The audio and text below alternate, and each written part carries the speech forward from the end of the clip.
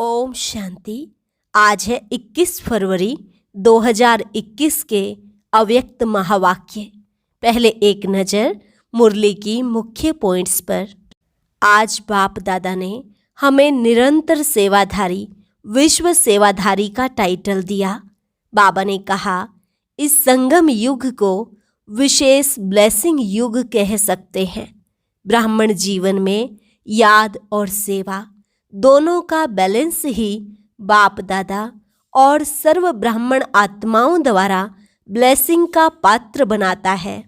जो निरंतर योगी हैं वह साथ साथ निरंतर सेवाधारी भी हैं। जब तक निरंतर सेवाधारी नहीं बने तब तक सदा आशीर्वाद का अनुभव नहीं कर सकते। बाबा ने बताया सारा ही दिन तुम भिन्न भिन्न प्रकार से सेवा कर सकते हो। उसमें भी सबसे पहले करनी है स्व की सेवा, अर्थात स्वयं के ऊपर संपन्न और संपूर्ण बनने का सदा अटेंशन रखना है। यह स्व की सेवा स्वतः ही आपके संपन्न स्वरूप द्वारा सेवा कराती रहेगी। बाबा ने कहा इसके लिए सिर्फ 2 शब्द याद रखना, अटेंशन और चेकिंग। दूसरी है विश्व सेवा, जो तुम भिन्न भिन्न साधनों द्वारा भिन्न भिन्न विधि से वाणी द्वारा या संबंध संपर्क द्वारा सेवा करते हो। और तीसरी सेवा है यज्ञ सेवा, अर्थात जो तन और धन द्वारा तुम बच्चे कर रहे हो। और लास्ट में बाबा ने बताया चौथी सेवा है मनसा सेवा, अपनी शुभ भावना, श्रेष्ठ कामना, श्रेष्ठ वृत्ति और वाइब्रेशन द्वारा तुम किसी भी स्थान पर रहते हुए अनेक आत्माओं की सेवा कर सकते हो। अब सुनते हैं महावाक्यों को विस्तार से। मुरली का सार, निरंतर सेवाधारी बनने का साधन 4 प्रकार की सेवाएं। निरंतर सेवाधारी बनने का साधन 4 प्रकार की सेवाएं।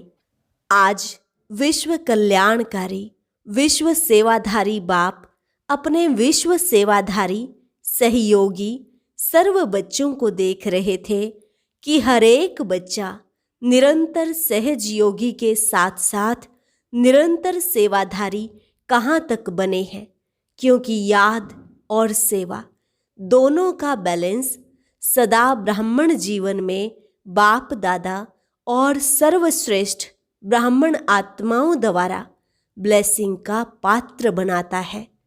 इस संगम युग पर ही ब्राह्मण जीवन में परमात्म आशीर्वादें और ब्राह्मण परिवार की आशीर्वादें प्राप्त होती हैं। इसलिए इस छोटी सी जीवन में सर्व प्राप्तियां और सदा काल की प्राप्तियां सहज प्राप्त होती हैं। इस संगम युग को विशेष ब्लेसिंग युग कह सकते हैं। इसलिए ही इस युग को महान युग कहते हैं। स्वयं बाप हर श्रेष्ठ कर्म, हर श्रेष्ठ संकल्प के आधार पर हर ब्राह्मण बच्चे को हर समय दिल से आशीर्वाद देते रहते हैं। यह ब्राह्मण जीवन परमात्मा आशीर्वाद की पालना से वृद्धि को प्राप्त होने वाली जीवन है। भोलानाथ बाप सर्व आशीर्वाद की झोलियां खुले दिल से बच्चों को दे रहे हैं, लेकिन यह सर्व आशीर्वाद लेने का आधार याद और सेवा का बैलेंस है। अगर निरंतर योगी है तो साथ साथ निरंतर सेवाधारी भी हैं। सेवा का महत्व सदा बुद्धि में रहता है। कई बच्चे समझते हैं सेवा का जब चांस मिलता है, वो कोई साधन व समय जब मिलता है तब ही सेवा करते हैं। लेकिन बाप दादा जैसे याद निरंतर सहज अनुभव कराते हैं, वैसे सेवा भी निरंतर और सहज हो सकती है। तो आज बाप दादा सेवाधारी बच्चों की सेवा का चार्ट देख रहा था। जब तक निरंतर सेवाधारी नहीं बने तब तक सदा की आशीर्वाद के अनुभवी नहीं बन सकते। जैसे समय प्रमाण, सेवा के चांस प्रमाण प्रोग्राम प्रमाण सेवा करते हो, उस समय सेवा के फल स्वरूप बाप की, परिवार की आशीर्वाद व सफलता प्राप्त करते हो, लेकिन सदा काल के लिए नहीं। इसलिए कभी आशीर्वाद के कारण सहज स्व व सेवा में उन्नति अनुभव करते हो और कभी मेहनत के बाद सफलता अनुभव करते हो, क्योंकि निरंतर याद और सेवा का बैलेंस नहीं है। निरंतर सेवाधारी कैसे बन सकते, आज उस सेवा का महत्व सुना रहे हैं। सारे दिन में भिन्न भिन्न प्रकार से सेवा कर सकते हो। इसमें एक है स्व की सेवा, अर्थात स्व के ऊपर संपन्न और संपूर्ण बनने का सदा अटेंशन रखना। आपके इस पढ़ाई के जो मुख्य सब्जेक्ट हैं, उन सब में अपने को पास विद ऑनर बनाना है। इसमें ज्ञान स्वरूप, याद स्वरूप, धारणा स्वरूप सब में संपन्न बनना है। यह स्व सेवा सदा बुद्धि में रहे। यह स्व सेवा स्वतः ही आपके संपन्न स्वरूप द्वारा सेवा कराती रहती है, लेकिन इसकी विधि है अटेंशन और चेकिंग। स्व की चेकिंग करनी है, दूसरों की नहीं करनी। दूसरी है विश्व सेवा, जो भिन्न भिन्न साधनों द्वारा, भिन्न भिन्न विधि से, वाणी द्वारा व संबंध संपर्क द्वारा करते हो। यह तो सब अच्छी तरह से जानते हैं। तीसरी है यज्ञ सेवा, जो तन और धन द्वारा कर रहे हो। चौथी है मनसा सेवा, अपनी शुभ भावना, श्रेष्ठ कामना, श्रेष्ठ वृत्ति, श्रेष्ठ वाइब्रेशन द्वारा किसी भी स्थान पर रहते हुए अनेक आत्माओं की सेवा कर सकते हो। इसकी विधि है लाइट हाउस, माइट हाउस बनना। लाइट हाउस एक ही स्थान पर स्थित होते दूर दूर की सेवा करते हैं। ऐसे आप सभी एक स्थान पर होते अनेकों की सेवा अर्थ निमित्त बन सकते हो। इतना शक्तियों का खजाना जमा है तो सहज कर सकते हो। इसमें स्थूल साधन व चांस व समय की प्रॉब्लम नहीं है। सिर्फ लाइट माइट से संपन्न बनने की आवश्यकता है। सदा मन बुद्धि व्यर्थ सोचने से मुक्त होना चाहिए। मन मनाभव के मंत्र का सहज स्वरूप होना चाहिए। यह चारों प्रकार की सेवा क्या निरंतर सेवाधारी नहीं बना सकती? चारों ही सेवाओं में से हर समय कोई न कोई सेवा करते रहो तो सहज निरंतर सेवाधारी बन जाएंगे, और निरंतर सेवाओं पर उपस्थित होने के कारण, सदा बिजी रहने के कारण सहज मायाजीत बन जाएंगे। चारों ही सेवाओं में से जिस समय जो सेवा कर सकते हो वह करो, लेकिन सेवा से एक सेकंड भी वंचित नहीं रहो। 24 घंटा सेवाधारी बनना है। 8 घंटे के योगी व सेवाधारी नहीं, लेकिन निरंतर सेवाधारी। सहज है ना? और नहीं तो स्व की सेवा तो अच्छी है। जिस समय जो चांस मिले वह सेवा कर सकते हो। कई बच्चे शरीर के कारण व समय ना मिलने के कारण समझते हैं हम तो सेवा कर नहीं सकते हैं। लेकिन अगर 4 ही सेवाओं में से कोई भी सेवा में विधि पूर्वक बिजी रहते हो तो सेवा की सब्जेक्ट्स में मार्क्स जमा होती जाते हैं, और यह मिले हुए नंबर फाइनल रिजल्ट में जमा हो जाएंगे। जैसे वाणी द्वारा सेवा करने वालों के मार्क्स जमा होते हैं, वैसे यज्ञ सेवा व स्व की सेवा व मनसा सेवा, इनका भी इतना ही महत्व है। इसके भी इतने नंबर जमा होंगे। हर प्रकार की सेवा के नंबर इतने ही हैं, लेकिन जो चारों ही प्रकार की सेवा करते उसके उतने नंबर जमा होते।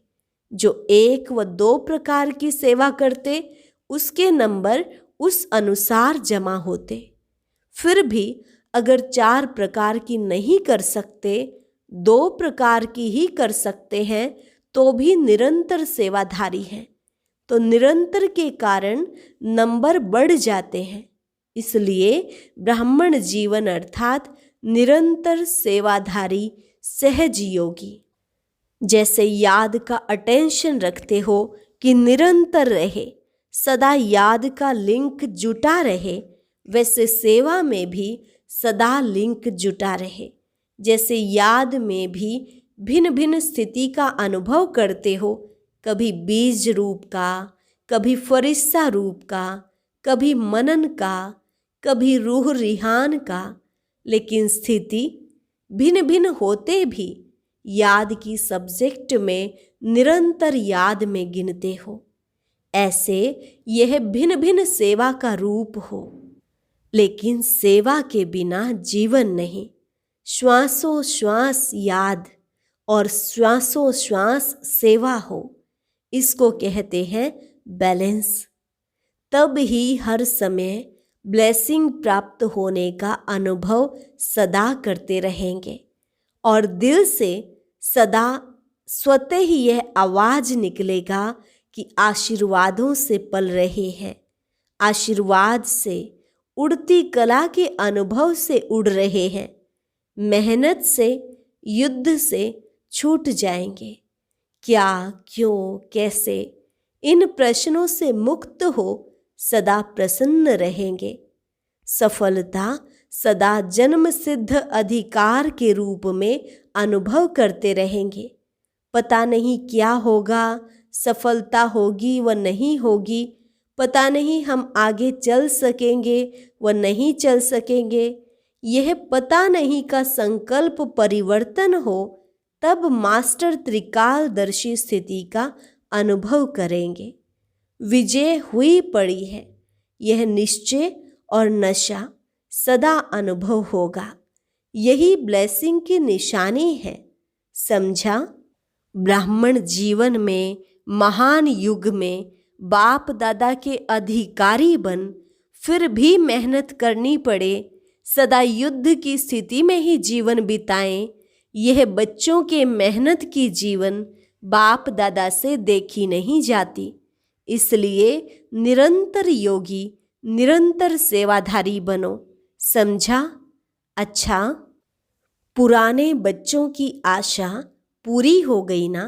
पानी की सेवा करने वाले सेवाधारी बच्चों को ऑफरीन शाबाश है, जो अनेक बच्चों की आशाओं को पूर्ण करने में रात दिन सहयोगी है।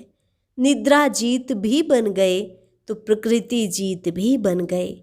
तो मधुबन के सेवाधारियों को चाहे प्लेन बनाने वाले, चाहे पानी लाने वाले, चाहे आराम से रिसीव करने वाले, रहाने वाले, भोजन समय पर तैयार करने वाले, जो भी भिन्न भिन्न सेवा के निमित्त हैं, उन सबको थैंक्स देना। बाप दादा तो दे ही रहे हैं। दुनिया पानी पानी करके चिल्ला रही है और बाप के बच्चे कितना सहज कार्य चला रहे हैं। बाप दादा सभी सेवाधारी बच्चों की सेवा देखते रहते हैं। कितना आराम से आप लोगों को मधुबन निवासी निमित्त बन चांस दिला रहे हैं। आप भी सहयोगी बने हो ना? जैसे वह सहयोगी बने हैं तो आपको उसका फल मिल रहा है, वैसे आप सभी भी हर कार्य में जैसा समय उसी प्रमाण चलते रहेंगे तो आपके सहयोग का फल और ब्राह्मणों को भी मिलता रहेगा। बाप दादा मुस्कुरा रहे थे, सतयुग में दूध की नदियां बहेंगी, लेकिन संगम पर पानी घी तो बन गया ना। घी की नदी नलके में आ रही है, पानी घी बन गया तो अमूल्य हो गया ना। इसी विधि से अनेकों को चांस देते रहेंगे। फिर भी देखो, दुनिया में और आप ब्राह्मणों में अंतर है ना। कई स्थानों से फिर भी आप लोगों को बहुत आराम है और अभ्यास भी हो रहा है। इसलिए राजयुक्त बन, हर परिस्थिति में राजी रहने का अभ्यास बढ़ाते चलो। अच्छा, सर्व निरंतर योगी, निरंतर सेवाधारी श्रेष्ठ आत्माओं को सदा त्रिकालदर्शी बन सफलता के अधिकार को अनुभव करने वाले सदा प्रसन्न चित्त संतुष्ट श्रेष्ठ आत्माओं को हर सेकंड ब्लेसिंग के अनुभव करने वाले बच्चों को विधाता वरदाता बाप दादा का याद प्यार और नमस्ते। रूहानी बच्चों की रूहानी बाप दादा को नमस्ते नमस्ते, गुड मॉर्निंग। दादी जी से मुलाकात, दादी जी से बाप दादा की मुलाकात। संकल्प किया और सर्व को श्रेष्ठ संकल्प का फल मिल गया। कितने आशीर्वादों की मालाएं पड़ती हैं। जो निमित्त बनते हैं उन्हों के भी बाप के साथ साथ गुण तो गाते हैं ना। इसलिए तो बाप के साथ बच्चों की भी पूजा होती है, अकेले बाप की नहीं होती। सभी को कितनी खुशी प्राप्त हो रही है। यह आशीर्वादों की मालाएं भक्ति में मालाओं के अधिकारी बनाती है। पार्टियों से अव्यक्त बाप दादा की मुलाकात। आप सभी श्रेष्ठ आत्माएं सबकी प्यास बुझाने वाले हो ना। वह है स्थूल जल और आपके पास है ज्ञान अमृत। जल अल्पकाल की प्यास बुझाए तृप्त आत्मा बना देता है, तो सर्व आत्माओं को अमृत द्वारा तृप्त करने के निमित्त बने हुए होना। यह उमंग सदा रहता है, क्योंकि प्यास बुझाना यह महान पुण्य है। प्यासे की प्यास बुझाने वाले को पुण्य आत्मा कहते हैं। आप भी महान पुण्य आत्मा बन सभी की प्यास बुझाने वाले हो। जैसे प्यास से मनुष्य तड़फते हैं, अगर पानी ना मिले तो प्यास से तड़फेंगे ना। ऐसे ज्ञान अमृत न मिलने से आत्माएं दुख अशांति में तड़प रही हैं, तो उनको ज्ञान अमृत देकर प्यास बुझाने वाली पुण्य आत्माएं हो। तो पुण्य का खाता अनेक जन्मों के लिए जमा कर रहे हो ना। एक जन्म में ही अनेक जन्मों का खाता अनेक जन्मों के लिए जमा कर रहे हो ना। एक जन्म में ही अनेक जन्मों का खाता जमा होता है। तो आपने इतना जमा कर लिया है ना, इतने माला माल बन गए जो औरों को भी बांट सकते हो। अपने लिए भी जमा किया और दूसरों को भी देने वाले दाता बने। तो सदा यह चेक करो कि सारे दिन में पुण्य आत्मा बने, पुण्य का कार्य किया, या सिर्फ अपने लिए ही खाया पिया मौज किया। जमा करने वाले को समझदार कहा जाता है। जो कमाए और खाए उसको समझदार नहीं कहेंगे। जैसे भोजन खाने के लिए फुर्सत निकालते हो क्योंकि आवश्यक है, ऐसे यह पुण्य का कार्य करना भी आवश्यक है। तो सदा ही पुण्य आत्मा हो, कभी कभी की नहीं। चांस मिले तो करे नहीं, चांस लेना है। समय मिलेगा नहीं, समय निकालना है, तब जमा कर सकेंगे।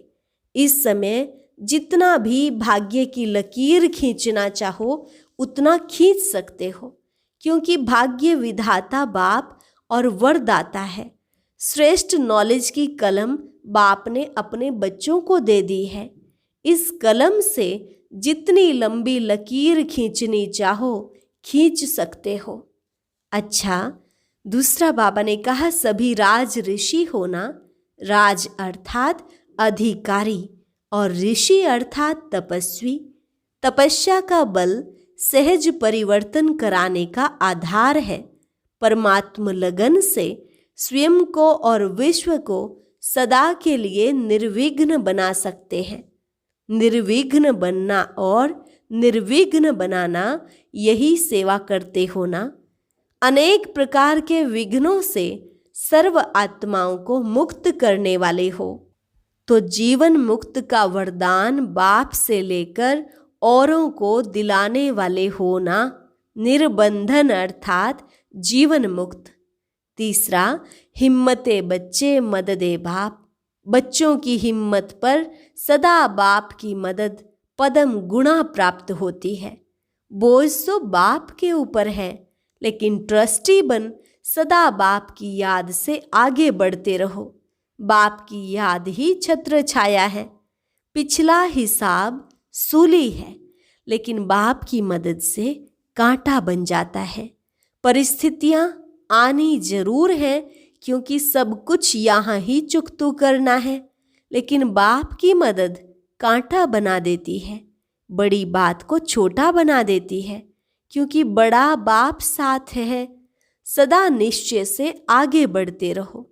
हर कदम में ट्रस्टी अर्थात सब कुछ तेरा, मेरापन समाप्त। गृहस्थी अर्थात मेरा, तेरा होगा तो बड़ी बात छोटी हो जाएगी, और मेरा होगा तो छोटी बात बड़ी हो जाएगी। तेरापन हल्का बनाता है और मेरापन भारी बनाता है। तो जब भी भारी अनुभव करो तो चेक करो कि कहाँ मेरापन तो नहीं। मेरे को तेरे में बदली कर दो तो उसी घड़ी हल्के हो जाएंगे। सारा बोझ 1 सेकंड में समाप्त हो जाएगा। वरदान: संतुष्टता की विशेषता व श्रेष्ठता द्वारा सर्व के इष्ट बनने वाले वरदानी मूर्त भव। संतुष्टता की विशेषता व श्रेष्ठता द्वारा सर्व के इष्ट बनने वाले वरदानी मूर्त भव, जो सदा स्वयं से और सर्व से संतुष्ट रहते हैं, वही अनेक आत्माओं के इष्ट व अष्ट देवता बन सकते हैं। सबसे बड़े से बड़ा गुण कहो, दान कहो या विशेषता व श्रेष्ठता कहो, वह संतुष्टता ही है। संतुष्ट आत्मा ही प्रभु प्रिय, लोकप्रिय और स्वयं प्रिय होती है। ऐसी संतुष्ट आत्मा ही वरदानी रूप में प्रसिद्ध होगी। अभी अंत के समय में महादानी से भी ज्यादा वरदानी रूप द्वारा सेवा होगी। स्लोगन: विजयी रत्न वह है जिसके मस्तक पर सदा विजय का तिलक चमकता हो। विजयी रत्न वह है जिसके मस्तक पर सदा विजय का तिलक चमकता हो। अच्छा, ओम शांति। आज की अव्यक्त मुरली जरूर सुने। उसके लिए ऊपर दिए गए बॉक्स को टच करें।